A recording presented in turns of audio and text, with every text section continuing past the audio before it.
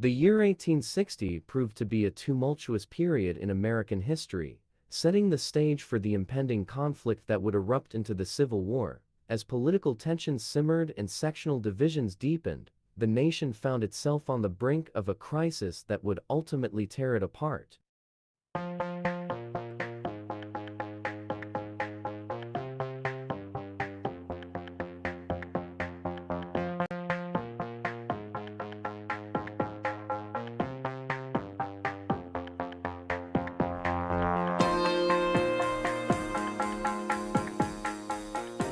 The presidential election of 1860 became a battleground for competing ideologies and interests. The Democratic Party fractured along regional lines, with Northern Democrats nominating Stephen Douglas and Southern Democrats selecting John C. Breckinridge as their candidate. Meanwhile, the newly formed Republican Party, led by Abraham Lincoln, presented a platform opposed to the expansion of slavery into the Western territories. The issue of slavery lay at the heart of the growing divide between the North and South, as Northern states increasingly embraced abolitionist sentiments. Southern states vehemently defended the institution of slavery integral to their way of life and economic prosperity.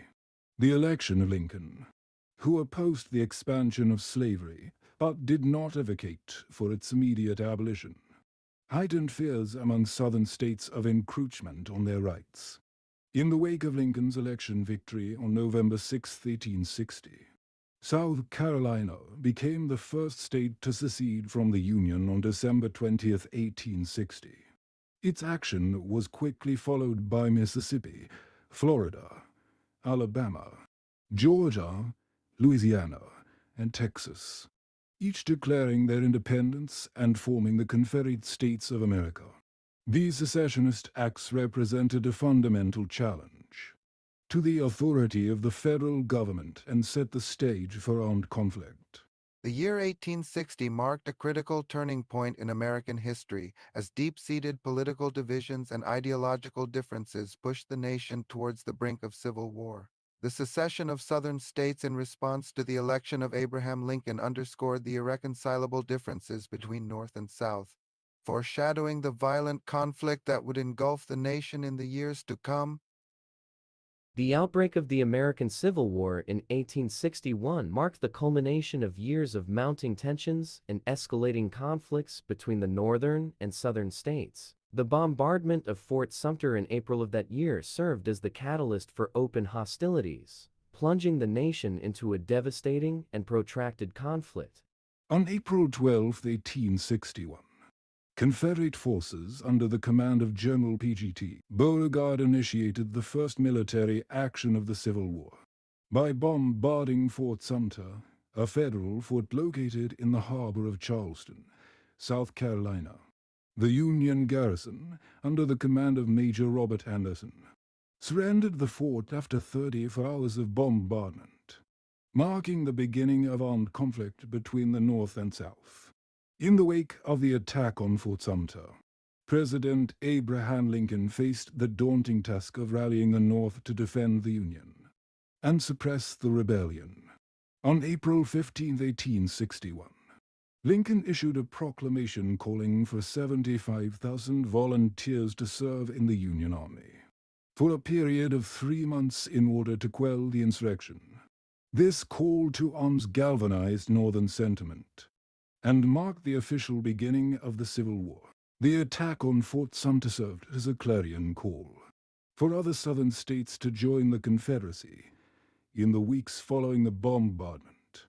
Virginia, Arkansas, Tennessee, and North Carolina seceded from the Union, swelling the ranks of the Confederate States of America and further escalating tensions between the North and South. The first major engagement of the Civil War occurred on July 21, 1861, near Manassas, Virginia, at a location known as Bull Run. The battle, which pitted Union forces under the command of General Irvin McDowell against Confederate forces, led by Generals P.G.T. Beauregard and Joseph E. Johnston, resulted in a Confederate victory and shattered Northern illusions of a swift and decisive end to the war. The outbreak of the Civil War in 1861 marked the beginning of a bloody and protracted conflict that would ravage the nation for 4 years. The attack on Fort Sumter and subsequent events served to polarize the nation along ideological and sectional lines, setting the stage for a brutal struggle that would ultimately determine the fate of the Union. The year 1862 proved to be a pivotal period in the American Civil War, marked by a series of critical events and turning points that shaped the course of the conflict and influenced its ultimate outcome. From decisive battles to strategic maneuvers, these developments had far-reaching implications for both the Union and the Confederacy.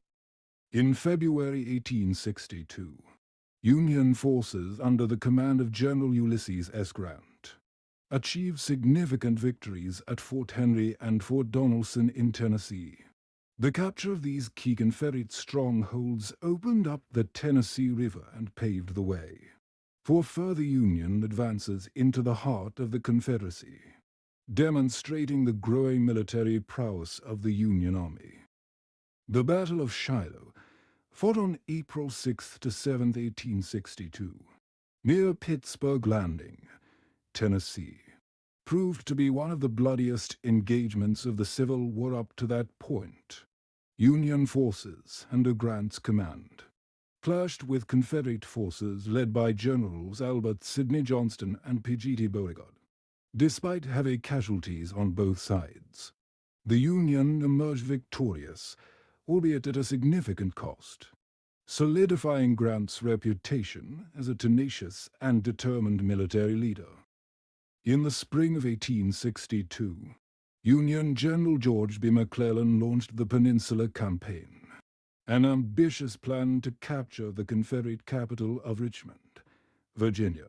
The campaign, marked by a series of battles and skirmishes along the Virginia Peninsula, ultimately ended in failure for the Union, as Confederate General Robert E. Lee successfully repelled McClellan's advances and forced the Union Army to retreat. In late August 1862, Confederate General Robert E. Lee scored a decisive victory over Union forces. Under the command of General John Pope at the Second Battle of Bull Run, also known as the Second Battle of Manassas, Lee's victory effectively ended Pope's Virginia campaign and allowed the Confederacy to maintain the initiative in the eastern theater of the war. The Battle of Antietam, fought on September 17, 1862, near Sharpsburg, Maryland, proved to be a critical turning point in the Civil War, the single bloodiest day of combat in American history. Antietam resulted in staggering casualties on both sides. Although the battle ended in a tactical draw, it provided a strategic victory for the Union, as it halted Lee's first invasion of the North and provided President Abraham Lincoln with the opportunity to issue the Emancipation Proclamation. The events of 1862, including key battles and strategic maneuvers, played a significant role in shaping the trajectory of the Civil War.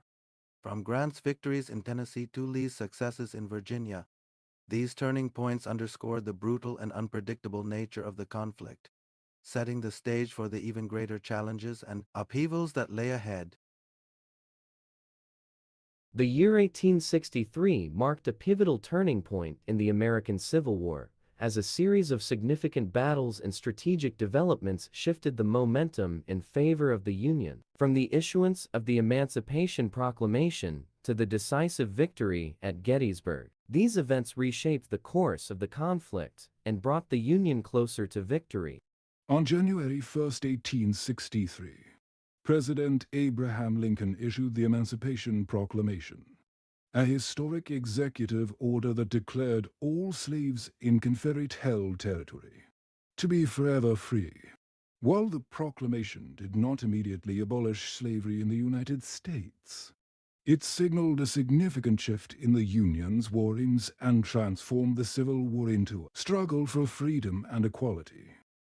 From July 1 to July 3, 1863, the Battle of Gettysburg raged in Gettysburg, Pennsylvania, culminating in one of the most pivotal engagements of the Civil War. Union forces, under the command of General George G. Meade, clashed with Confederate forces led by General Robert E. Lee in a series of intense and bloody battles.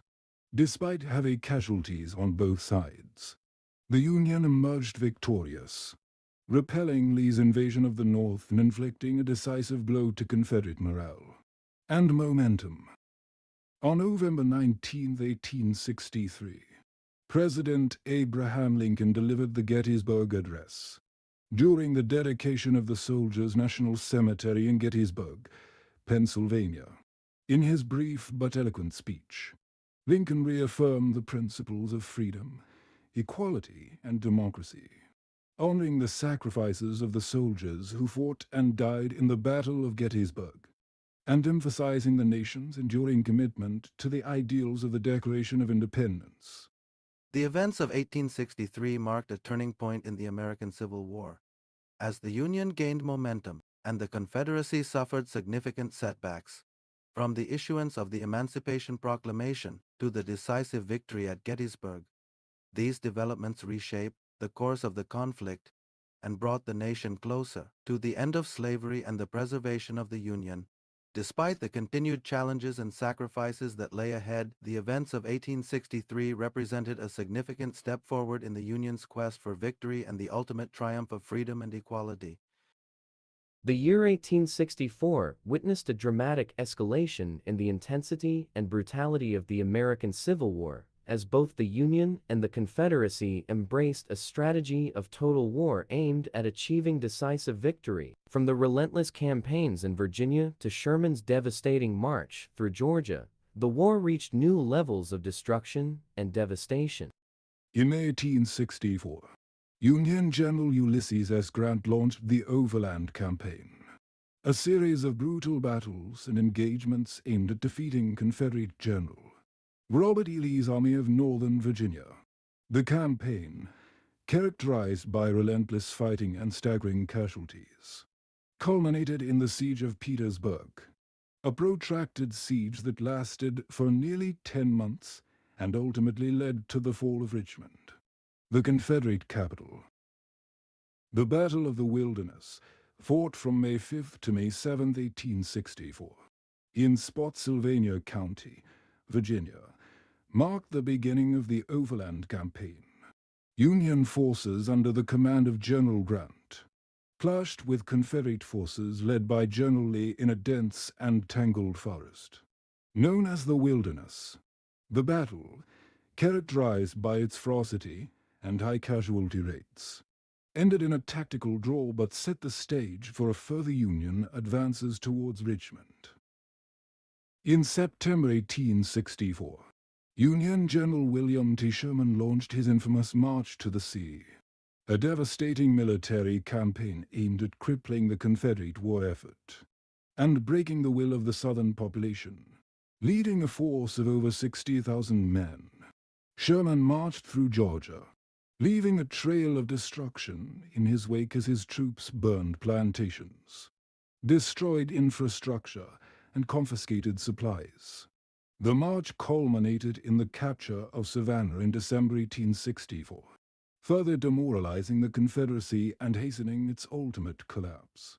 The events of 1864 marked a watershed moment in the American Civil War, as both the Union and the Confederacy embraced a strategy of total war aimed at achieving decisive victory. From the relentless fighting in Virginia to Sherman's devastating march through Georgia, the war reached new levels of destruction and devastation. Despite the enormous human cost and suffering, these campaigns played a decisive role in bringing the Confederacy to its knees and ultimately securing victory for the Union.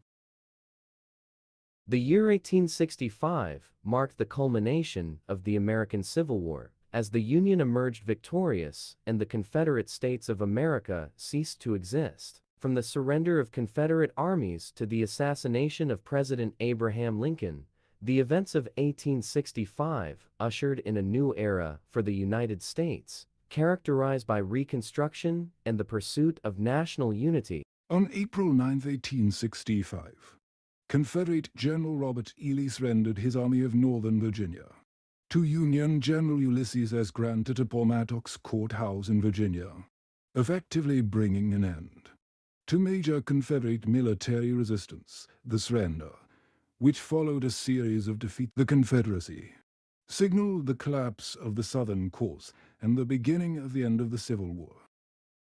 Tragically, just days after Lee's surrender, President Abraham Lincoln fell victim to an assassin's bullet on the evening of April 14, 1865.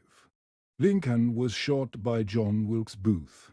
While attending a performance at Ford's Theater in Washington, D.C., he died the following morning, plunging the nation into mourning and casting a shadow over the Union's victory. In the weeks following Lee's surrender, other Confederate forces in the South followed suit. On April 26, 1865, Confederate General Joseph E. Johnston surrendered his Army of Tennessee to Union General William T. Sherman in North Carolina, effectively ending significant Confederate resistance in the Carolinas, Georgia, and Florida. With the surrender of Confederate armies and the collapse of the Southern war effort, the Confederate States of America ceased to exist as a functioning government. The Confederate government disbanded, and Confederate soldiers returned home, marking the definitive end of the Confederacy and the restoration of the Union. The events of 1865 marked the end of a tumultuous chapter in American history, as the Civil War came to a close and the nation began the process of healing and rebuilding. From the surrender of Confederate armies to the assassination of President Abraham Lincoln, these events shaped the course of the nation and set the stage for the challenges and opportunities that lay ahead during the era of Reconstruction. In the early years of the 20th century, the seeds of a cataclysmic conflict were sown across Europe. This chapter delves into the geopolitical landscape, exploring the alliances, rivalries, and tensions that set the stage for the outbreak of World War I.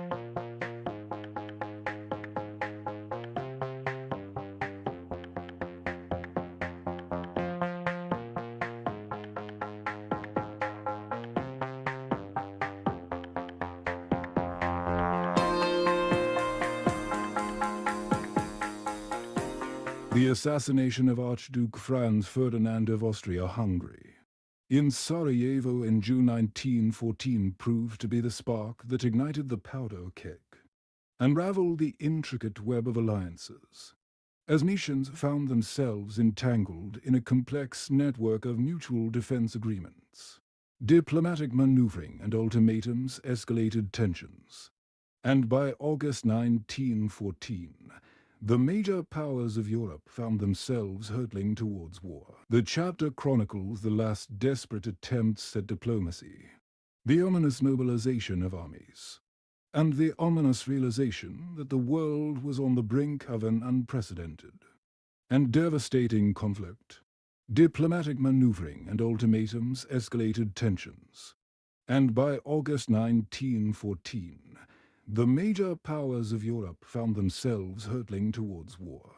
The chapter chronicles the last desperate attempts at diplomacy, the ominous mobilization of armies, and the ominous realization that the world was on the brink of an unprecedented and devastating conflict. As the great powers of Europe entered the abyss, the prelude to chaos unfolded, laying the foundation for a war that would reshape the course of history. As the summer of 1914 dawned, the world witnessed the swift and unrelenting march of armies, signaling the commencement of the Great War. This chapter immerses us in the opening acts of World War I, exploring the rapid mobilization, strategic movements, and the thunderous roar of artillery that characterized the early days of the conflict. The German invasion of Belgium and subsequent push towards France marked a brutal initiation into the reality of modern warfare. The chapter unravels the unfolding battles along the Western Front, where the clash of armies unleashed a torrent of destruction and set the tone for the protracted struggle ahead. Simultaneously, on the Eastern Front, Russian forces engaged the Germans and Austro-Hungarians in a theater of war, marked by vast landscapes and strategic maneuvers. The scale and speed of mobilization on both fronts showcased the industrial might of the nations involved, as well as the staggering human cost of the conflict. The Guns of August narrates the relentless offensive and defensive maneuvers, the early casualties, and the shifting dynamics of a war that, in its opening stages, seemed poised to be a swift and decisive contest. Little did the world know that the Guns of August would herald the beginning of a prolonged and harrowing conflict that would reshape the face of Europe and beyond.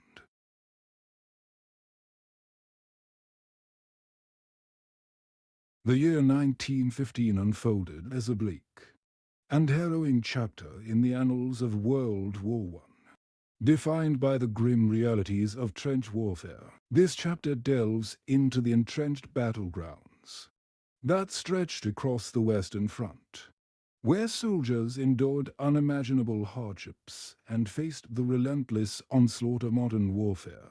Trenches, once seen as temporary defensive positions, evolved into a nightmarish labyrinth, stretching for hundreds of miles from the North Sea to the Swiss border.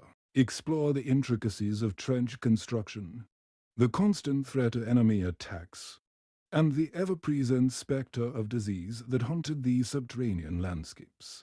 Life in the trenches became a daily struggle for survival. Soldiers contended with mud, rats, lice, and the constant fear of enemy assaults. The chapter unfolds the psychological toll of living in these claustrophobic and perilous conditions, where the line between life and death blurred in the perpetual haze of war. As the trenches became the epicenter of a war, characterized by stalemates and attrition, new weapons and tactics emerged in a desperate bid to break the deadlock. From gas attacks to underground tunneling, the chapter explores the evolving strategies that sought to gain an advantage in the face of the entrenched horror that defined the Western Front in 1915. The year 1916 unfolded as a crucible of bloodshed and attrition, marked by some of the most devastating battles of World War I. This chapter delves into the relentless confrontations that characterized this period, where the strategies of attrition and the quest for strategic advantage exacted a staggering toll on both sides of the conflict. The Battle of the Somme, a defining engagement on the Western Front, became synonymous with the unprecedented scale of destruction. Explore the meticulous planning, the catastrophic human cost, and the sheer brutality of a battle that aimed to break the deadlock, but instead entrenched the war further into a quagmire of suffering. On the Eastern Front, the Brusilov offensive saw the Russian army launching a massive assault against the Central Powers. The chapter chronicles the scale and ambition of this Eastern Front campaign, highlighting the immense casualties and the far-reaching consequences that reverberated through the region. As the battles of attrition raged on, new technologies and tactics emerged, further transforming the nature of warfare, from the use of tanks to the intensification of artillery barrages. The chapter examines the evolving strategies employed by military commanders seeking a breakthrough in the seemingly interminable conflict. Battles of Attrition 1916 captures the essence of a year that witnessed unprecedented carnage, where the hopes for decisive victory faded into the harsh reality of protracted warfare. The toll on soldiers and civilians alike underscored the profound and enduring impact of World War I on the collective psyche of the nations involved. The year 1917 ushered in a transformative phase of World War I, where the conflict underwent profound shifts in both its scope and dynamics. This chapter explores the changing phases of war, examining the entry of new nations, evolving strategies, and the relentless adaptation to the challenges posed by modern warfare. The United States, previously on the periphery of the conflict, emerged as a major player following its entry into the war. Delve into the factors that propelled the U.S. onto the global stage and the impact of its military and economic contributions to the Allied cause. Meanwhile, the Eastern Front witnessed seismic changes with the Russian Revolution, leading to the overthrow of the Romanov monarchy and the rise of Bolshevik rule. The withdrawal of Russia from the war significantly altered the geopolitical landscape and released German forces to focus on the Western Front.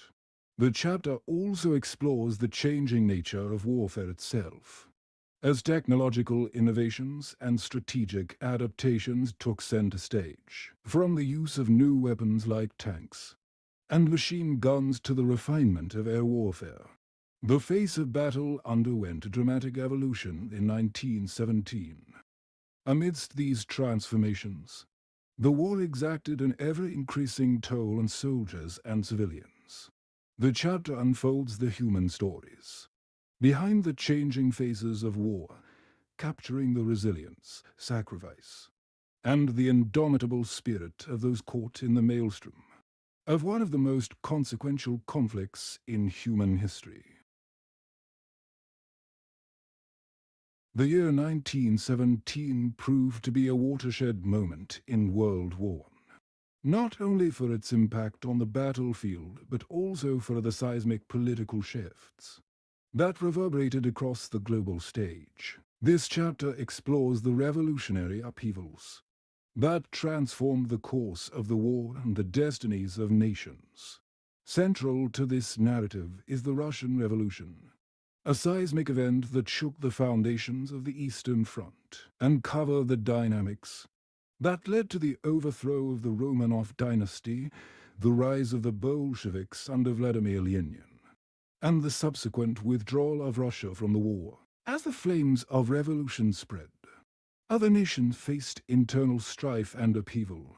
Explore the socio-political landscapes in Germany, Austria-Hungary, and the Ottoman Empire, where discontent and dissent fueled aspiration for change and reshaped the alliances and strategies of the Central Powers. The chapter also delves into the impact of these revolutions on the global diplomatic stage. Witness the reactions of the Allies and the Central Powers to the changing dynamics, as both sides sought to exploit the opportunities presented by the revolutionary fervor. Revolution and Upheaval 1917 paints a vivid picture of a world in flux, where the traditional order crumbled under the weight of revolutionary fervor. As nations grappled with internal upheavals, the geopolitical landscape shifted, setting the stage for further complexities and challenges on the eve of the war's critical juncture. As the clock ticked towards 1918, the tides of World War I began to shift, ushering in a pivotal chapter that would determine the course of the conflict. This chapter explores the events of 1918, a year marked by strategic offensives, shifting alliances, and the decisive moments that heralded the turning of the tide. The Second Battle of the Marne, a pivotal engagement on the Western Front, unfolds as a critical juncture in the war. Delve into the dramatic ebb and flow of this battle, where Allied forces successfully repelled the last major German offensive, signaling a reversal in the momentum of the conflict. Simultaneously, on the Eastern Front, the Central Powers faced challenges as a resurgent Russia, under new Bolshevik leadership, entered into peace negotiations, further altering the dynamics of the war. Witness the impact of these diplomatic shifts on the strategic calculations of both the Allies and the Central Powers. The chapter also examines the 100 Days Offensive, a series of coordinated Allied assaults that would ultimately lead to the collapse of the Central Powers. Follow the relentless advances, the breakthroughs, and the challenges faced by soldiers on both sides during this climactic phase of the war. The Tide Turns 1918 captures the unfolding drama of a year that witnessed a dramatic reversal in the fortunes of nations embroiled in the conflict. The balance of power shifted. The world stood on the brink of a new era, where the echoes of war would resonate far beyond the battlefield.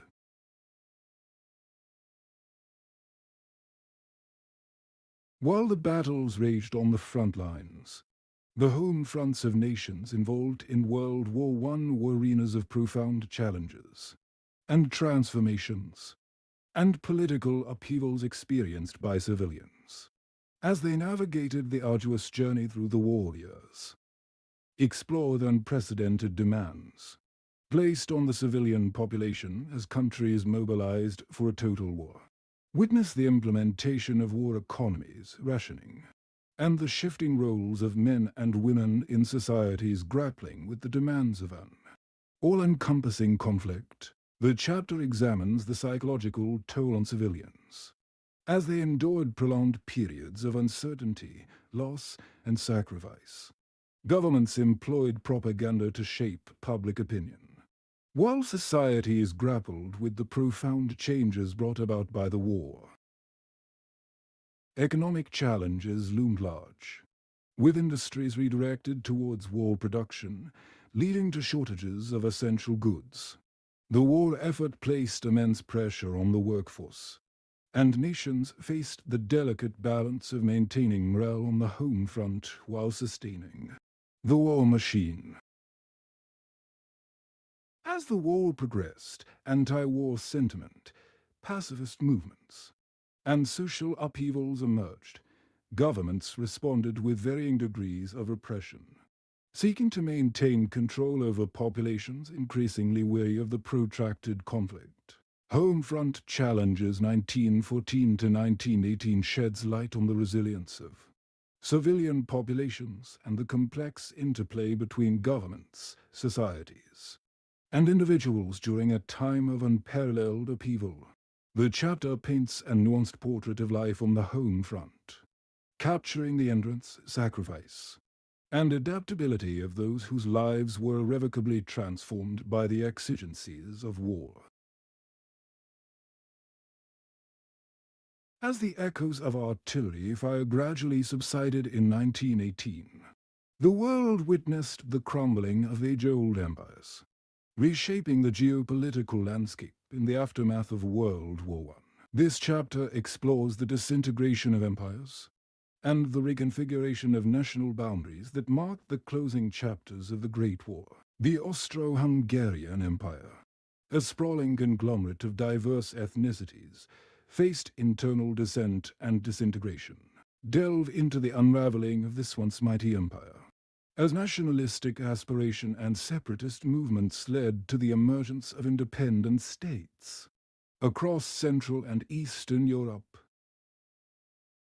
The Ottoman Empire, known as the sick man of Europe, faced its final convulsions, witnessed the collapse of Ottoman power, the emergence of the Republic of Turkey under Mustafa Kemal Atatürk, and the redrawing of the map of the Middle East under the auspices of the post-war settlements. The German Empire, once an imposing force, succumbed to internal turmoil and external pressure. Explore the abdication of Kaiser Wilhelm II, the establishment of the Weimar Republic, and the transformative consequences that reverberated through German society and politics.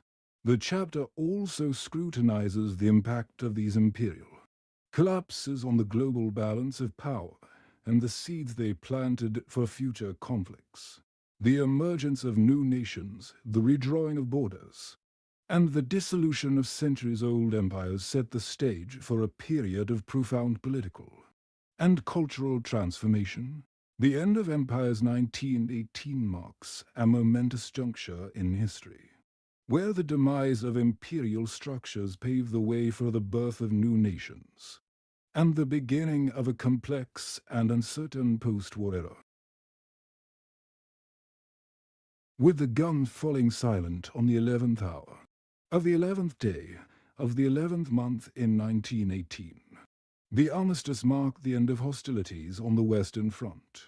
This chapter delves into the immediate aftermath of World War I, exploring the complex challenges of post-war reconstruction, diplomatic negotiations, and the profound societal changes that characterized the period. The armistice of Compiègne brought a temporary halt to the fighting, but the chapter unfolds the intricate diplomatic negotiations that would culminate in the Treaty of Versailles, explore the deliberations, the negotiations, and the competing interests that shaped the terms of peace and laid the foundation for the post-war order, as nations grappled with the staggering human and material costs of the conflict. The chapter examines the immense challenges of rebuilding societies and economies shattered by war. Witness the struggles of returning veterans, the impact of war debts, and the socio-economic disruptions that unfolded in the wake of the armistice. The League of Nations, a novel experiment in international cooperation, emerges as a central theme. Explore the aspiration for global peace, the shortcomings of the League, and the seeds of future conflicts that lingered amidst the rhetoric of a new world order. The chapter also unravels the societal upheavals in the post-war era, including the influenza pandemic, the emergence of new artistic and intellectual movements, and the societal changes that laid the groundwork for the tumultuous decades that followed. Armistice and Aftermath 1918 captures the complexities of the immediate post-war period, where the euphoria of peace was intertwined with the sobering realities of reconstruction, diplomatic tensions, and the enduring legacies of a conflict that had reshaped the world. In the aftermath of World War I, the world grappled with the profound and enduring consequences of a conflict that left scars on both the collective consciousness and the geopolitical landscape. This chapter explores the tumultuous interwar period, marked by the legacies of suffering, unresolved tensions, and the seeds of future conflicts. As nations attempted to rebuild in the aftermath of the war, the Treaty of Versailles cast a long shadow. Explore the contentious terms of the treaty, the economic hardships it imposed, and the resentment it sowed among defeated nations, setting the stage for the complexities of the interwar era. The chapter unfolds against the backdrop of economic challenges, societal upheavals, and the rise of authoritarian regimes. Witness the impact of the Great Depression, the emergence of new political ideologies, and the fragile stability that precariously balanced on the brink of global uncertainty. The legacy of suffering extended beyond the physical and economic realms. Explore the psychological toll on a generation scarred by war, as survivors grappled with trauma and societies confronted the challenges of collective memory, mourning, and commemoration. In the midst of this turbulent period, diplomatic tension simmered, laying the groundwork for the eruption of World War II. The unresolved issues and resentments stemming from the First World War played a crucial role in shaping the geopolitical landscape and contributing to the onset of another global conflict. Legacy of Suffering 1919 to 1939 paints a poignant portrait of an era marked by the enduring echoes of a war that had promised to be the war to end all wars. As the world navigated the complexities of rebuilding, reconciliation, and political recalibration, the legacy of suffering cast a long shadow over the fragile peace that precariously held sway. The aftermath of World War I reverberated far beyond its immediate conclusion, shaping the trajectory of the 20th century and influencing the dynamics of the modern world. This final chapter examines the enduring echoes of the Great War, spanning from the 1940s to the present day. As the world plunged into the maelstrom of World War II, the unresolved issues and geopolitical tensions left by the First World War resurfaced. Explore the connections between the two conflicts as the geopolitical landscape once again became a battleground for competing ideologies and global supremacy. The division of Germany, the onset of the Cold War, and the emergence of the nuclear age are explored in the context of the lingering consequences of the Great War. Witness how the legacies of political, economic, and territorial arrangements forged in the aftermath of World War I continued to shape global events and conflicts. The chapter also delves into the commemoration and reinterpretation of World War I in the post-war era.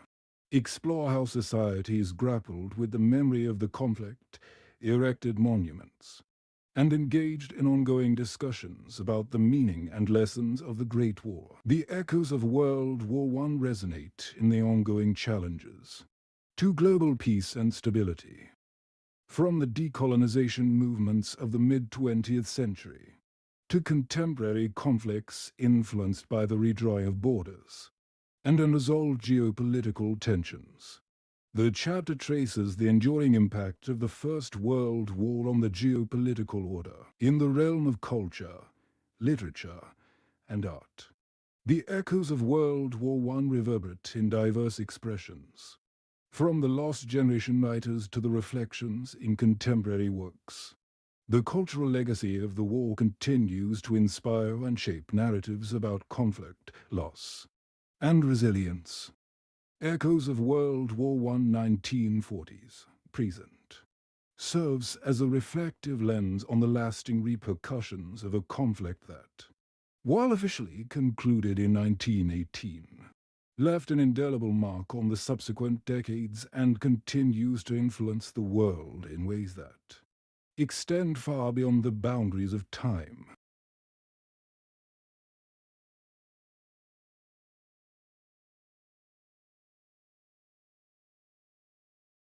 At the dawn of the 20th century, China found itself at a crossroads, grappling with internal strife and external pressures. The Qing dynasty, weakened by corruption and incompetence, struggled to govern a vast and diverse nation. Simultaneously, foreign powers asserted their influence through unequal treaties, territorial concessions, and economic exploitation, stoking the flames of resentment among the Chinese population. In rural villages and urban centers alike, a palpable sense of discontent began to take root. Economic hardships, exacerbated by droughts and famines, left many desperate and disillusioned. As the Chinese people grappled with poverty and a loss of national pride, a groundswell of frustration coalesced into a grassroots movement known as the Boxer Rebellion.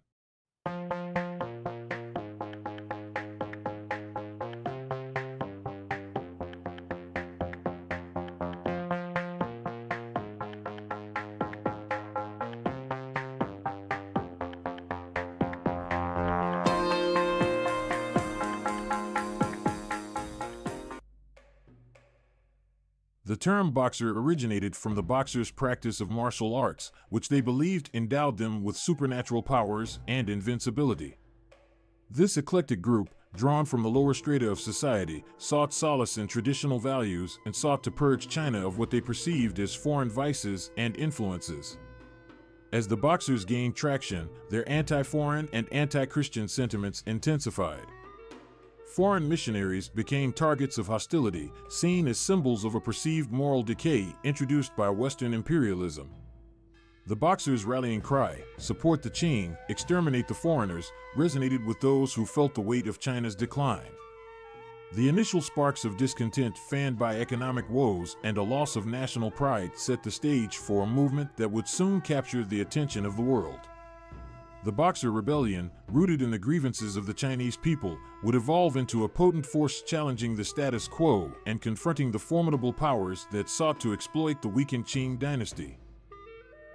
As whispers of discontent reverberated through China, a clandestine society emerged from the shadows, uniting under the banner of Yehiquan, or the Righteous and Harmonious Fists. This secret organization, colloquially known as the Boxers, drew its strength from a potent blend of traditional Chinese beliefs, martial arts, and fervent nationalism. The Righteous and Harmonious Fists were not a homogeneous group, but rather a loose coalition of individuals who shared a common cause, the expulsion of foreign influences from Chinese soil. Bound by a commitment to their vision of restoring China's greatness, the Boxers operated in secrecy, conducting meetings and rituals that solidified their sense of purpose. Within the ranks of the Boxers, a strong undercurrent of nativism and xenophobia fueled their actions. Members believed that their rigorous training in traditional martial arts bestowed upon them supernatural abilities, making them impervious to bullets and Western weaponry. Clad in red sashes and armed with improvised weapons, the Boxers saw themselves as the defenders of Chinese culture against the encroachment of foreign powers.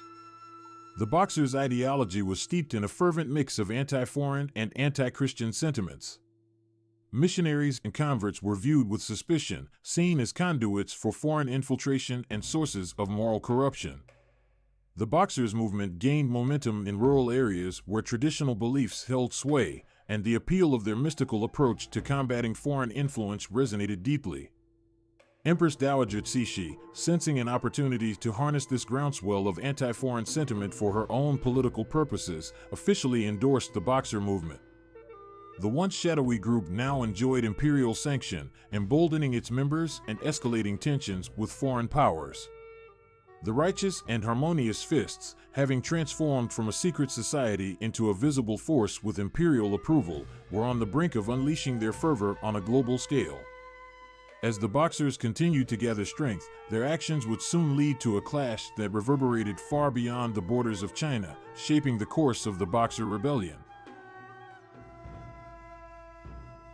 With the flames of the Boxer Rebellion smoldering across China, Empress Dowager Cixi, a shrewd and politically astute figure, recognized the potential of harnessing the Boxers to serve her own imperial interests.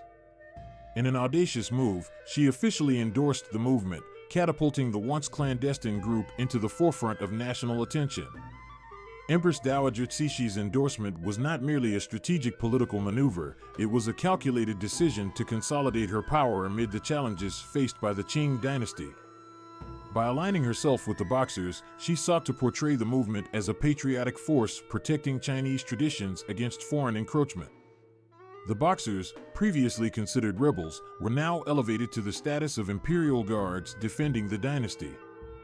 The imperial court issued proclamations supporting the Boxers' cause, adding an air of legitimacy to their actions. Empress Cixi, a powerful and enigmatic figure, skillfully manipulated the Boxers' fervent nationalism to divert attention from the Qing dynasty's internal weaknesses and the pervasive influence of foreign powers. Emboldened by the imperial endorsement, the Boxers intensified their activities. Their ranks swelled as supporters from all walks of life joined the cause, believing they were not only defending their homeland, but also acting in accordance with the will of the ruling authority. Foreign diplomats and missionaries, already facing hostility, now found themselves in an even more precarious position. The imperial support for the Boxers heightened tensions with foreign powers and set the stage for the infamous siege of the legations in Beijing. As the Boxers enjoyed imperial favor, the international community watched with growing concern. Empress Dowager Cixi's endorsement had transformed the localized movement into a symbol of the struggle between tradition and foreign influence, setting the stage for a confrontation that would test the limits of diplomacy and imperial power. The Empress' endorsement marked a pivotal moment in the Boxer Rebellion, propelling the movement onto the global stage and laying the groundwork for a clash that would alter the course of Chinese history. The alliance between the Qing dynasty and the Boxers, however, would soon face the formidable challenge posed by the united forces of the Eight-Nation Alliance. As the Boxer Rebellion gained momentum with the imperial endorsement, tensions between the Boxers and the foreign powers reached a boiling point. The culmination of this animosity unfolded in the heart of Beijing with the infamous siege of the legations, a harrowing episode that symbolized the clash between traditional China and the encroaching forces of the West. With the Boxers emboldened by official support, they surrounded the foreign legations in Beijing, where diplomats, missionaries, and foreign nationals sought refuge. The siege commenced in June 1900, marking a brutal chapter in the Boxer Rebellion. Inside the legations, a diverse group of people from different nations and cultures found themselves united by the shared threat outside the fortified walls.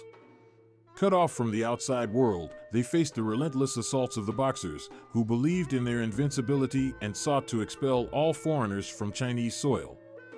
The besieged foreigners, outnumbered and running low on supplies, displayed resilience in the face of adversity. Diplomats, soldiers, and civilians joined forces, barricading themselves against the relentless attacks. The siege became a desperate struggle for survival, as the defenders faced not only the Boxers but also the scorching summer heat, disease, and dwindling resources. News of the siege reverberated across the globe, triggering international outrage. The situation escalated from a local uprising to a full-fledged international crisis. Governments of the besieged nations scrambled to organize a response, while public sentiment worldwide demanded swift action to rescue the trapped diplomats and civilians. The siege, with its daily clashes and moments of intense brutality, became a symbol of the broader conflict between traditional China and the forces of modernization. It underscored the urgency for foreign powers to address the escalating crisis, setting the stage for the intervention of the Eight-Nation Alliance. As the siege of the legations unfolded, the Boxer Rebellion transitioned from a localized conflict to a global conflagration, leaving an indelible mark on the collective memory of those who lived through the tumultuous events of 1900. The international response to this crisis would shape the next phase of the Boxer Rebellion and determine the fate of those caught in the crossfire. The siege of the legations sent shockwaves through the international community, compelling foreign powers to respond decisively to the escalating Boxer Rebellion. Faced with the dire situation in Beijing and the imminent threat to their nationals, a coalition of nations formed the Eight-Nation Alliance, setting the stage for a united military intervention against the Boxers. The Eight-Nation Alliance consisted of troops from the United States, United Kingdom, France, Germany, Russia, Italy, Japan, and Austria-Hungary. This diverse coalition represented a convergence of interests and a collective determination to protect their citizens, uphold treaty rights, and quell the Boxer threat. The international response was swift and forceful. Troops from the Eight-Nation Alliance converged on China, bringing with them a formidable combination of military might and modern weaponry. The alliance aimed not only to lift the siege on the legations, but also to suppress the Boxer Rebellion and restore order in the face of mounting chaos. The campaign marked a unique moment in history as soldiers from nations with complex geopolitical relationships fought side by side against a common enemy. The alliance faced logistical challenges and diplomatic intricacies, yet the urgency of the situation compelled cooperation for the greater goal of protecting lives and securing their interests in China. The military intervention unfolded on multiple fronts, with battles fought in various regions of China. The alliance's forces encountered fierce resistance from the Boxers and Chinese imperial troops loyal to the Qing dynasty. The conflict showcased the disparities between traditional and modern warfare, as the Boxers, armed with traditional weapons and martial arts, faced technologically advanced military forces. The collaborative effort of the Eight-Nation Alliance proved overwhelming. The Boxers, despite their fervent beliefs and determination, could not withstand the combined military might of the international forces. As the alliance advanced, they liberated the besieged legations in Beijing, effectively ending the harrowing ordeal for the trapped diplomats and civilians.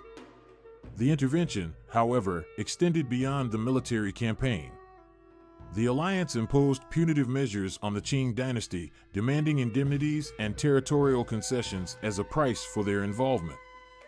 The aftermath of the international intervention left a lasting impact on China's relationship with the outside world, setting the stage for a period of profound transformation and upheaval. The intervention of the Eight-Nation Alliance marked a turning point in the Boxer Rebellion, unleashing a series of fierce battles and bloodshed across the vast landscapes of China. As the alliance forces advanced, they encountered determined resistance from the Boxers and loyalists of the Qing dynasty, transforming the conflict into a brutal struggle for control of Chinese territory. The battlefields were scattered throughout the country, with each region becoming a theater of war. Cities, towns, and rural areas became contested spaces as the alliance sought to quell the uprising and establish control. The clash of traditional Chinese martial prowess against the modern weaponry of the alliance created a surreal and devastating tableau of warfare. In major cities like Tianjin and Peking, present-day Beijing, the alliance forces engaged in street-to-street combat against the Boxers and Imperial Chinese troops. The ancient alleyways and imposing city walls bore witness to a clash of civilizations where traditional values collided with the relentless march of modernization.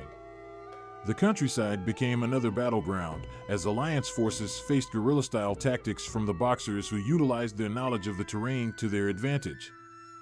Villages and farmlands, once peaceful, now echoed with the sounds of gunfire and the cries of battle. The conflict extended beyond military engagements, affecting civilians who found themselves caught in the crossfire, enduring displacement, and the harsh realities of war. The Boxers, inspired by a fervent belief in their invincibility, fought valiantly against overwhelming odds. Their dedication to the cause, coupled with a deep-seated determination to preserve Chinese traditions, added a layer of complexity to the already tumultuous conflict. The alliance forces, representing a blend of cultures and nations, pressed forward with the goal of suppressing the rebellion and restoring order. The battles were characterized by both heroism and tragedy, with stories emerging of individual acts of courage amid the chaos. As the conflict unfolded, the international community witnessed the collision of two worlds, one rooted in ancient traditions and the other propelled by the inexorable forces of modernization. The chapter of battlefields and bloodshed etched itself into the historical narrative of the Boxer Rebellion, leaving scars on the collective memory of those who lived through the tumultuous events of 1900. The clash of arms and ideologies would ultimately shape the legacy of the rebellion and its impact on China's path towards the future. With the smoke of battle settling, the aftermath of the Boxer Rebellion ushered in a period of profound consequences and far-reaching punitive measures. The intervention of the Eight-Nation Alliance had quelled the uprising, but the repercussions were felt both within China and across the global stage. The victorious foreign powers, seeking retribution and indemnification, imposed a series of punitive measures on the Qing dynasty. The Boxer Protocol, signed in September 1901, demanded substantial indemnities to compensate for damages suffered by the foreign nationals and governments during the conflict. These indemnities placed a heavy economic burden on China, further exacerbating the nation's financial woes. Territorial concessions were also extracted as foreign powers gained control over strategic locations and ports. The spheres of influence carved out by various nations deepened their influence within China, fostering resentment and laying the groundwork for further geopolitical tensions. The Qing dynasty, already weakened by internal strife and external pressures, bore the brunt of the fallout. The imperial court faced a loss of prestige and legitimacy as the Boxer Rebellion exposed the inability of the ruling elite to address the country's challenges. China's humiliation on the global stage triggered a wave of anti-Qing sentiment, contributing to the broader movement for political reform and modernization. The punitive measures extended beyond financial and territorial consequences. War crimes and atrocities committed during the conflict, by both sides, left scars on the collective memory. The impact of the Boxer Rebellion rippled through the subsequent decades, shaping China's relationships with foreign powers and influencing the trajectory of its modern history. In the wake of the rebellion, the Chinese people grappled with the repercussions of defeat and foreign intervention. The scars of war, the loss of sovereignty, and the economic hardships fueled a fervent desire for change and reform. The Boxer Rebellion, initially conceived as a movement to restore traditional Chinese values, paradoxically hastened the demise of the Qing dynasty and set in motion a series of events that would redefine China's place in the modern world. As the fallout unfolded, the international community witnessed the complexities of diplomacy, the consequences of military intervention, and the enduring impact of the Boxer Rebellion on the course of Chinese history. The punitive measures, while addressing immediate concerns of foreign powers, sowed the seeds of future conflicts and shaped the trajectory of a nation in flux.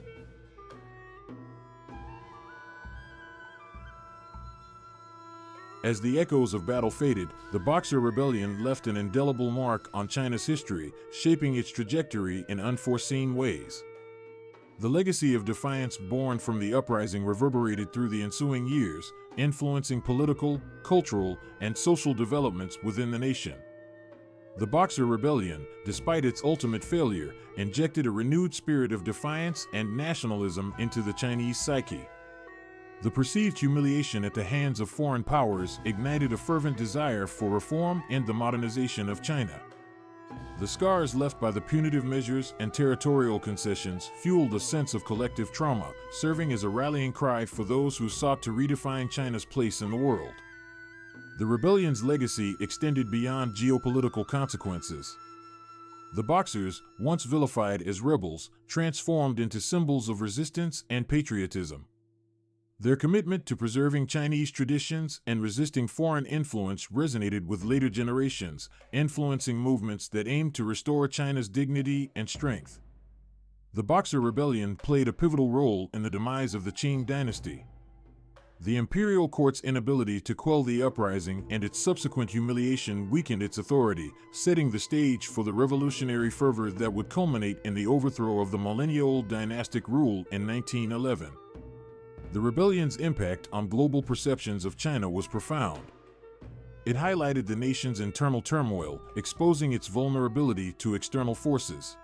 The events of 1900 prompted foreign powers to reassess their approach to China, marking a shift from outright colonization to a more nuanced strategy of economic influence and geopolitical maneuvering.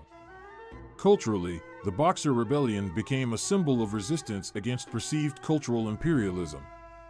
It inspired literature, art, and revolutionary movements, contributing to the development of a modern Chinese identity rooted in both tradition and a quest for progress.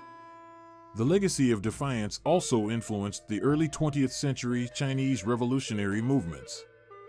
The Boxer Rebellion's call to rid China of foreign influences resonated with the ideologies of subsequent revolutionary leaders, such as Sun Yat-sen, who sought to build a modern, unified China. The events of the Boxer Rebellion, with its complex interplay of tradition and modernity, foreign intervention and domestic resistance, continued to shape China's identity well into the 20th century. The legacy of defiance persisted, serving as a powerful force in the nation's ongoing struggle for sovereignty, dignity, and a rightful place on the global stage.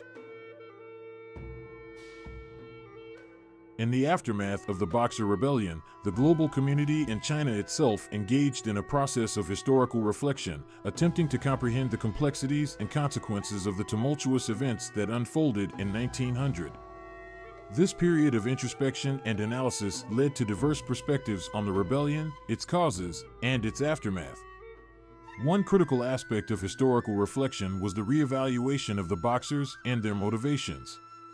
While initially dismissed as fanatics and rebels, later assessments acknowledged the Boxers' genuine grievances and their role as symbols of resistance against perceived foreign encroachments.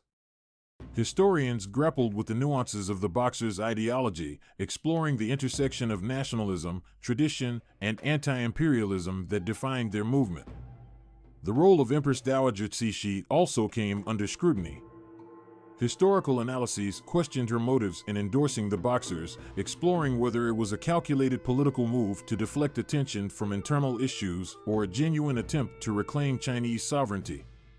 Evaluations of Cixi's legacy varied, with some viewing her as a pragmatist navigating a tumultuous era and others as a leader who exploited nationalist sentiments for personal gain. Internationally, the Boxer Rebellion prompted a reassessment of foreign policies toward China. Foreign powers grappled with the ethical implications of military intervention and the imposition of punitive measures.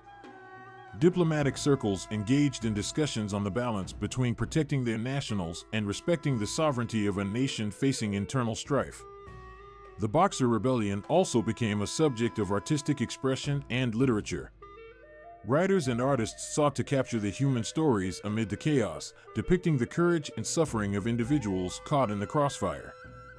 These narratives provided a nuanced understanding of the rebellion's impact on both the Chinese people and the foreign nationals residing in China.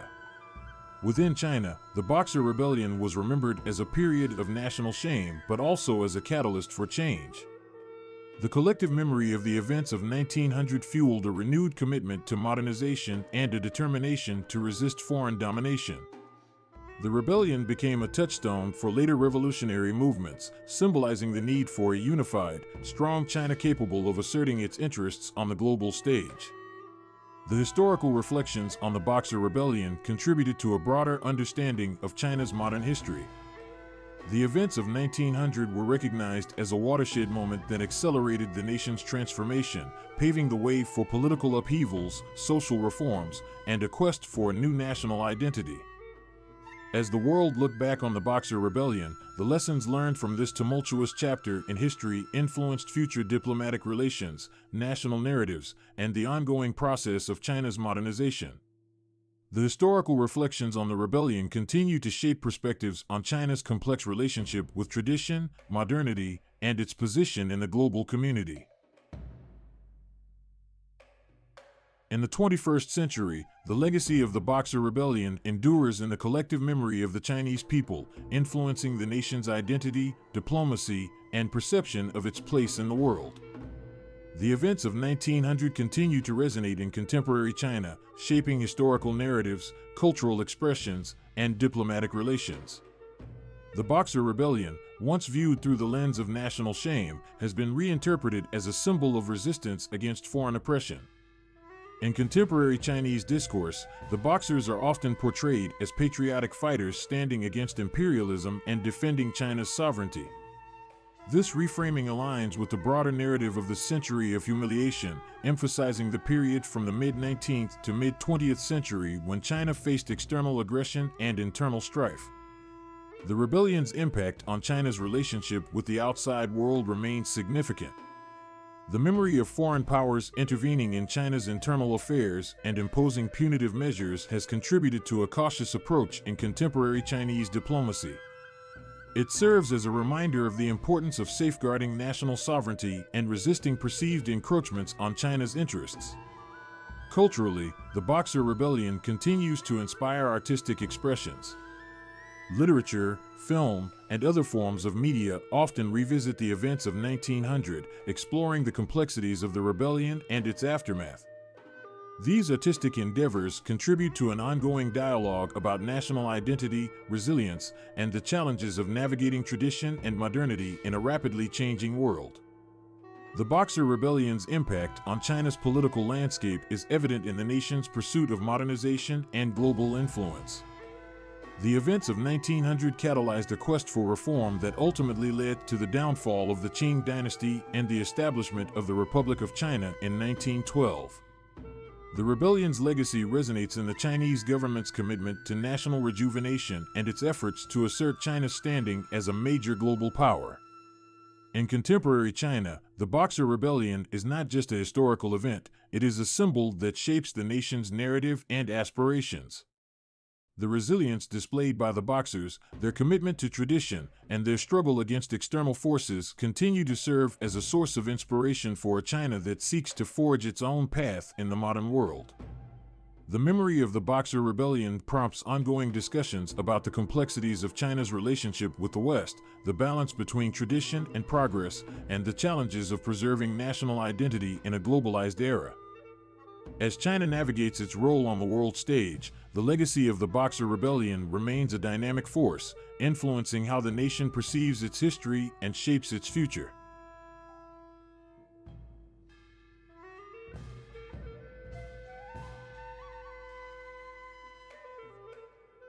Vietnam's history is marked by a continuous struggle for independence and sovereignty.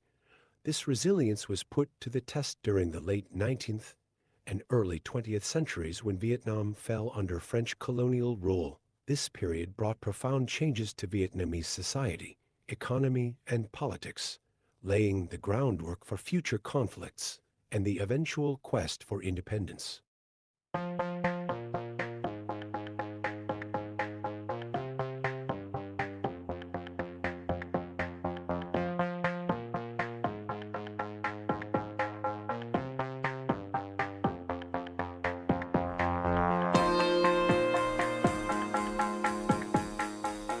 Exciting update! Before we dive into today's video, I have some fantastic news for you. Have you ever wanted to learn Hebrew? Now's your perfect chance. We're offering an incredible opportunity to join our beginner Hebrew class, and the best part is, you set your own budget. Yes, you heard that right. You decide how much you want to invest in your Hebrew learning journey, and we'll review your registration to make it happen. Plus, to get you started, we're offering 3 free introductory classes, no strings attached, just an amazing opportunity to start learning Hebrew today. Of a shoresh, one of our 3-letter shoresh is shorshim. It means a future tense, you shall. Together all, pikudehem. Pikudehem. Together all, limate. So, don't wait. Take control of your learning experience and dive into the rich world of Hebrew language and culture. Click the link in the description to sign up and begin your Hebrew journey now. Alright, let's get back to the video. In 1887, Vietnam, along with Cambodia and Laos, became part of French Indochina. The French colonial administration was established to exploit the region's resources and integrate Vietnam into the global economy for the benefit of France. This colonial rule was characterized by a dual strategy of economic exploitation and cultural assimilation.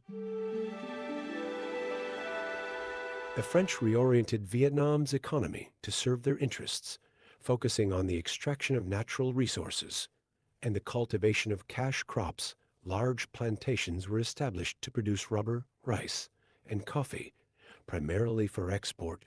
The infrastructure, including railways, roads, and ports, was developed to facilitate this economic exploitation.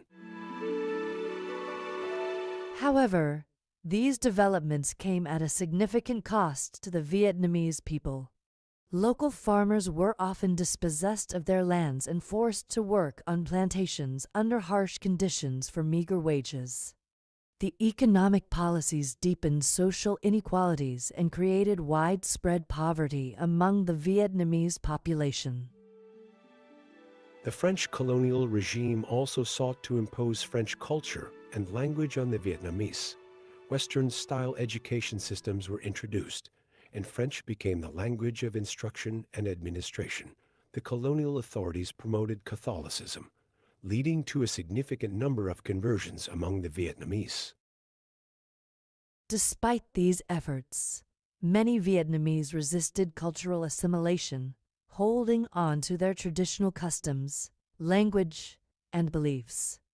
This resistance to cultural imposition contributed to the growth of nationalist sentiments and the desire for independence. As the French tightened their control over Vietnam, nationalist movements began to emerge, driven by a desire to reclaim sovereignty and restore national pride. These movements were inspired by both traditional Vietnamese values and modern ideologies.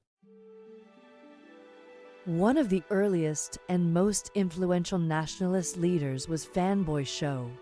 In the early 1900s, he founded the Dong Du Eastern Study Movement, which encouraged Vietnamese youth to study in Japan. Phan Boi Cho believed that modern education and knowledge were essential for overthrowing French colonial rule and modernizing Vietnam. Although the Dong Du movement was eventually suppressed by the French, it inspired future generations of Vietnamese revolutionaries. In 1919, a young Vietnamese revolutionary named Nguyen Ai Quoc, who later took the name Ho Chi Minh, presented a petition for Vietnamese independence at the Versailles Peace Conference. Although his pleas were ignored, Nguyen Ai Quoc continued his activism, advocating for Vietnamese independence and socialism. In 1930, he founded the Indo-Chinese Communist Party ICP, which played a crucial role in organizing anti-colonial activities and mobilizing the Vietnamese population against French rule. Throughout the colonial period, Vietnamese nationalists faced severe repression from the French authorities. Leaders were arrested, movements were suppressed, and uprisings were brutally crushed. Despite these challenges, the desire for independence continued to grow, fueled by the injustices and hardships imposed by colonial rule. By the early 1940s, Vietnam was ripe for revolution. The economic exploitation, cultural imposition, and political repression of French colonial rule had created a groundswell of nationalist fervor. The fall of France to Nazi Germany in 1940 and the subsequent Japanese occupation of Vietnam during World War II further weakened French control and emboldened Vietnamese nationalists. In 1941, the Viet Minh, a coalition of communist and nationalist forces led by Ho Chi Minh, was established to fight both Japanese occupiers and French colonialists. This marked the beginning of a new and more intense phase of the Vietnamese struggle for independence, which would eventually lead to the First Indochina War and the broader conflict known as the Vietnam War. The period of French colonial rule in Vietnam was marked by profound changes and deep-seated resistance, economic exploitation, cultural assimilation, and social upheaval under French domination, sowed the seeds of nationalism and set the stage for future revolutionary movements. The resilience and determination of the Vietnamese people during this era laid the foundation for their eventual struggle for independence and the subsequent conflicts that would shape the nation's history.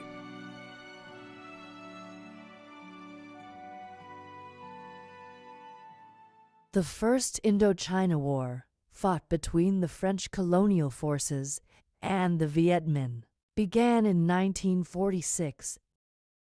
The Reign of King Witiza and the Prelude to the Conquest.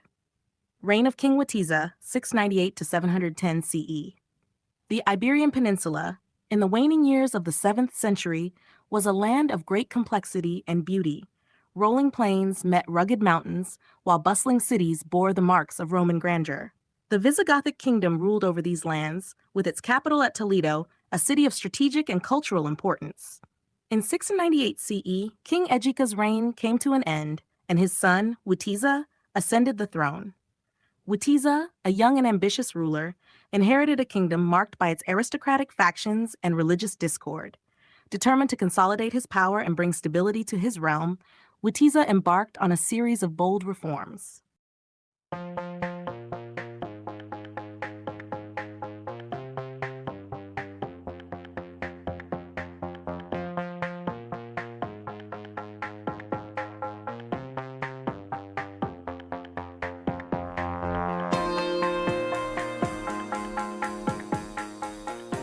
Exciting news. Before we dive into today's video, I have something amazing to share with you. Ever thought about learning Hebrew? Now's your chance. We're thrilled to offer our beginner Hebrew class, where you set your own budget. That's right, you decide how much you want to invest in your Hebrew learning journey, and we'll review your registration to make it work for you. Plus, to kickstart your adventure, we're offering 3 free introductory classes. No strings attached, just an opportunity to see how fun and rewarding learning Hebrew can be. And the A sound is 2 dots underneath the consonants. So we have which Shoresh represented in line 9? Baraka. Very good, Barach. So don't wait. Take the first step towards mastering Hebrew and exploring a rich new culture. Click the link in the description to sign up now and begin your Hebrew journey. All right, let's get back to the video. A vision for unity. Witiza's vision was one of unity and centralized authority. He sought to curtail the power of the nobility and reduce the influence of the church, which had grown powerful and, at times, oppositional. He implemented measures to ease the burdens on the peasantry, hoping to win their support and strengthen the kingdom from within. His policies, however, were met with resistance. The powerful Visigothic nobility, accustomed to their privileges and autonomy, viewed Witiza's reforms with suspicion and hostility. Tensions simmered beneath the surface as the young king struggled to maintain control over his fractious realm. The shadow of conflict. As Witiza sought to enforce his policies, he faced growing opposition. His attempts to reduce the church's influence led to clashes with ecclesiastical leaders. Meanwhile, the nobility, feeling threatened by his centralizing efforts, began to conspire against him. In the royal court, whispers of dissent grew louder. Factions formed, each with its own ambitions and grievances. The kingdom, once held together by the strong hand of Watiza's father, began to show signs of unraveling. The death of the king and the succession crisis. In 710 CE, King Watiza's reign came to an abrupt and mysterious end. The circumstances of his death remain shrouded in mystery, with some accounts suggesting foul play. Watiza's sudden demise left a power vacuum, and the question of succession loomed large over the kingdom. Watiza's sons, who believed they were the rightful heirs, found their claim challenged by a powerful nobleman named Roderick. Roderick, a seasoned warrior with substantial support among the nobility, saw an opportunity to seize the throne for himself. The kingdom plunged into a bitter and chaotic succession crisis. A kingdom divided. The struggle for power tore the kingdom apart. Watiza's supporters and those loyal to his sons clashed with Roderick's forces, leading to a period of intense civil strife. The once unified Visigothic kingdom fractured into competing factions, each vying for dominance. The political instability weakened the kingdom's defenses. As the nobles and royal factions fought amongst themselves, the borders were left vulnerable. The distant Umayyad Caliphate, ever watchful and opportunistic, took note of the turmoil spreading through Hispania. The call for assistance. Amid this chaos, a Visigothic noble named Julian, who governed the fortress of Ceuta on the North African coast, found himself disillusioned with Roderick's claim to the throne. According to some historical accounts, Julian had personal grievances against Roderick, adding a layer of intrigue and betrayal to the unfolding drama. Julian reached out to Musa ibn Nusayr, the governor of the Umayyad territories in North Africa. He offered to aid the Muslims in their conquest of Hispania, promising crucial support and intelligence. This act of defection set in motion events that would forever alter the fate of the Iberian Peninsula. The stage is set. The death of King Watiza and the subsequent power struggle left the Visigothic kingdom ripe for conquest. As the civil war raged on, the Muslim forces prepared to cross the Strait of Gibraltar. In the spring of 711 CE, under the command of Tariq ibn Ziyad, they launched their invasion, beginning the dramatic and transformative Islamic conquest of Andalusia. Thus, the stage was set for one of history's most significant and far-reaching conquests, born out of political intrigue, betrayal, and the unquenchable thirst for power. The conquest begins, Tariq ibn Ziyad and the Battle of Guadalete. The crossing of the strait, spring 711 CE. The year was 711 CE, a pivotal moment in history. The tranquil waters of the Strait of Gibraltar mirrored the calm before a storm. On the North African coast, a fleet of ships prepared to embark on a journey that would change the fate of an entire continent. At the helm of this bold expedition was Tariq ibn Ziyad, a seasoned Berber general under the command of Musa ibn Nusayr, the Umayyad governor of Ifriqiya. Tariq stood on the deck of his lead ship, his gaze fixed on the distant horizon where the Iberian Peninsula lay. The soldiers under his command, a diverse mix of Berbers, Arabs, and other Muslims, were resolute and eager. They were driven by the promise of new lands, the spread of their faith, and the lure of glory. As the fleet set sail, the anticipation was palpable. The strait's currents carried them swiftly toward their destination. Upon reaching the Iberian coast, Tariq and his forces disembarked at a rocky outcrop that would forever bear his name, Jabal Tariq, or Gibraltar. The preparation for battle. With a sense of urgency, Tariq gathered his troops and delivered an impassioned speech. "O my warriors," He declared, "whither would you flee? Behind you is the sea, before you the enemy. There is no escape for you save in valor and determination. Remember that your only salvation is to find victory or to meet death." The gravity of their mission weighed heavily on every soldier's heart. Tariq ordered the burning of their ships, a dramatic gesture that left them no option but to press forward. The smoldering vessels behind them symbolized their resolve. There would be no retreat. As the Muslim forces advanced inland, they encountered little resistance. The internal strife and political fragmentation of the Visigothic kingdom had left it vulnerable. Towns and villages fell swiftly, their inhabitants taken aback by the sudden and relentless advance of the invaders. The Battle of Guadalete, July 711 CE. The decisive moment arrived in July 711 CE. King Roderick, the Visigothic ruler who had seized the throne amidst a bitter succession crisis, hurriedly mustered his forces to confront the invaders. The two armies met near the Guadalete River, close to the modern-day town of Jerez de la Frontera. The battlefield buzzed with tension as the opposing forces arrayed themselves. On one side stood Tariq ibn Ziyad and his determined troops, numbering around 7,000. On the other, King Roderick's larger but less cohesive Visigothic army, reportedly arrayed in shimmering armor and led by Roderick himself, seated atop a grand white horse. As the sun rose, casting a golden glow over the landscape, the battle commenced. The clashing of swords and the thunderous charge of cavalry filled the air. Tariq's men fought with ferocity and discipline, their resolve unshaken by the larger enemy force. Tariq himself led from the front, his presence a rallying point for his soldiers. Roderick's forces, though numerous, were disorganized and plagued by internal divisions. The king's attempts to rally his troops were met with faltering loyalty. The Visigoths, already weakened by infighting, struggled to mount a unified defense. A decisive victory. As the battle raged on, the tide began to turn in favor of the Muslim forces. Tariq's strategic acumen and the disciplined execution of his troops overwhelmed the Visigothic lines. By the end of the day, the battlefield was littered with the fallen. Among them lay King Roderick, his fate sealed in the chaos of the rout.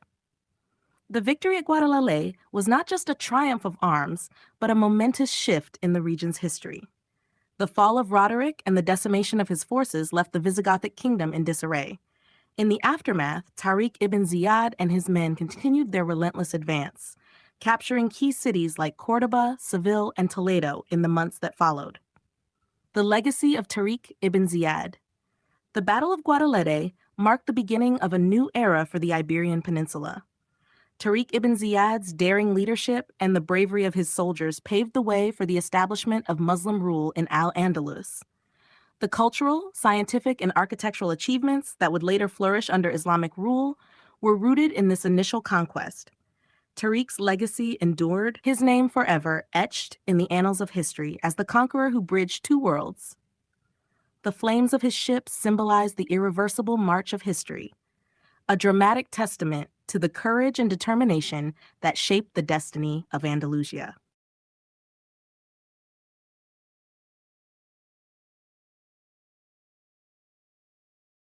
The era of expansion, the Muslim conquest of the Iberian Peninsula, 711 to 718 CE. After the Battle of Guadalete, the victory at the Battle of Guadalete in 711 CE marked the beginning of a sweeping campaign that would forever change the Iberian Peninsula. Tariq ibn Ziyad, buoyed by his triumph, wasted no time in capitalizing on the disarray within the Visigothic kingdom. His forces, though initially small, moved with speed and precision, exploiting the fractured and demoralized state of their opponents. The March to Córdoba, 712 CE. In the early months of 712 CE, Tariq set his sights on Córdoba, one of the most significant cities in the region. The city, known for its strategic and cultural importance, was a prized target. As Tariq's army approached, word of their swift and decisive victories spread, sowing fear and uncertainty among the defenders. The siege of Córdoba was intense but brief.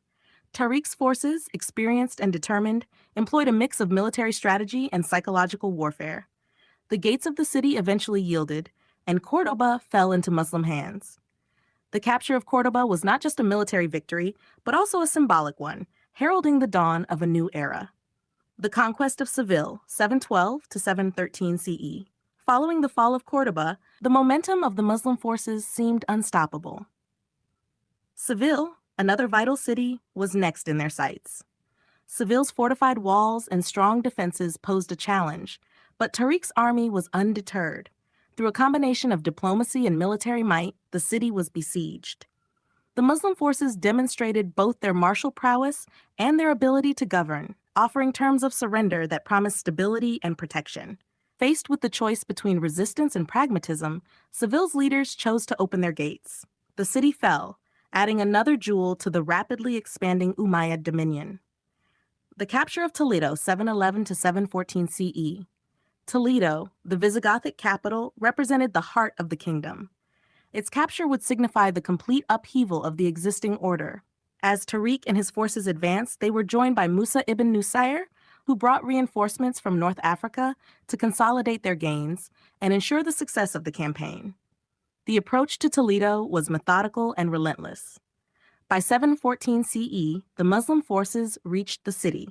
The defenders, already demoralized by the loss of their king and the swift fall of other key cities, were in disarray. After a series of skirmishes and a blockade, Toledo capitulated. The ripple effect.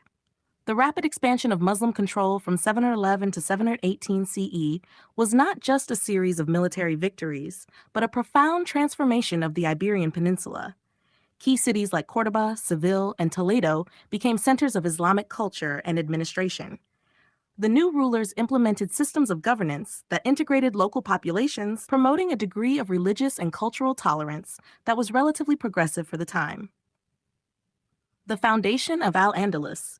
By 718 CE, much of the Iberian Peninsula was under Muslim control. The region, now known as Al-Andalus, began to flourish under its new rulers.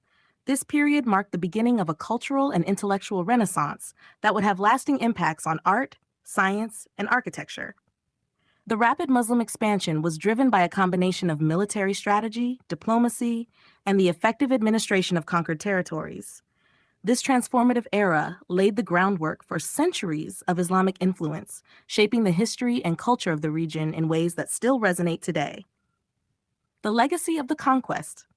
The conquest of the Iberian Peninsula was a testament to the skill and determination of leaders like Tariq ibn Ziyad and Musa ibn Nusayr.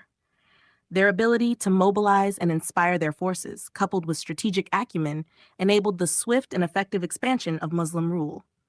The fall of cities like Cordoba, Seville, and Toledo not only demonstrated their military might, but also their capacity to integrate and govern diverse populations. As the new dawn rose over Al-Andalus, the legacy of this remarkable conquest began to take shape, setting the stage for a period of unparalleled cultural and intellectual achievements that would leave an indelible mark on the history of the Iberian Peninsula and beyond. The founding of the Emirate of Cordoba, Abd al-Rahman I's remarkable journey, 756 CE, a fugitive's journey. The year was 750 CE. The Umayyad Caliphate, which had ruled the Islamic world from Damascus, was brutally overthrown by the Abbasids.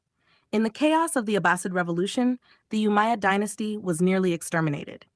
Among the few survivors was a young prince, Abd al-Rahman, who fled his home to escape certain death. Abd al-Rahman's journey was perilous and fraught with danger. From Damascus, he traversed deserts and crossed treacherous seas, always one step ahead of his pursuers. His mother, a Berber, had instilled in him resilience and resourcefulness, qualities that would serve him well in the trials ahead. The ascent to power. After years of wandering and evading capture, Abd al-Rahman arrived in North Africa.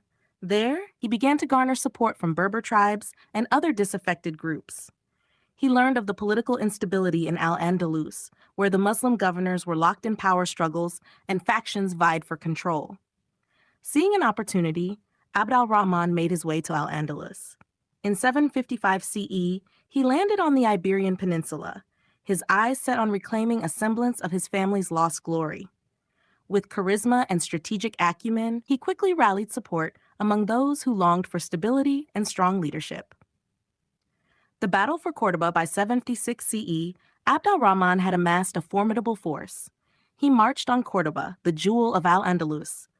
The city, with its grand architecture and vibrant culture, was under the control of the local governor, Yusuf al-Firi, who was unprepared for the determined challenge posed by Abd al-Rahman. The two forces clashed on the outskirts of the city. Abd al-Rahman, with his battle-hardened troops and unwavering resolve, led a ferocious assault. His men fought with the fervor of those who believed they were part of a divinely sanctioned mission. As the battle reached its climax, Abd al-Rahman, mounted on his horse, charged into the thick of the fray. His presence galvanized his troops, and the governor's forces began to waver. By the end of the day, Abd al-Rahman's banner flew over Cordoba, signaling a new era, the Emirate of Cordoba. With Cordoba under his control, Abd al-Rahman declared the establishment of the Emirate of Cordoba. He proclaimed himself emir, independent from the Abbasid Caliphate.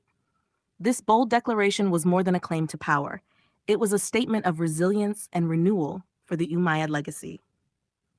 Abd al-Rahman first set about transforming Cordoba into a center of learning, culture, and prosperity.